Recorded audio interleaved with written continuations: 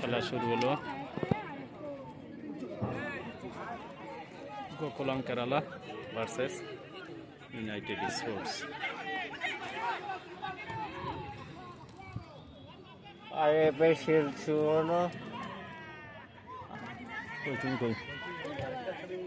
এটা হচ্ছে বিক্রমের সেকেন্ড আইএফএ শিল্ড 103তম ম্যাচ মাঠে বসে দেখছে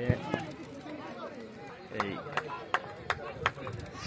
রৌদ্র বর্ষণ দুপুরে, যেখানে ওর মা ফোন করে জানাচ্ছে ঘরে দেখা যাচ্ছে না, সেখানে এত পাগল ক্রীড়া পাগল যে মাঠে বসে খেলা দেখছে। আবার বলছে আগামী 18ই অক্টোবর আইপিএল শিল্ডের ফাইনাল ম্যাচ দেখতে যুব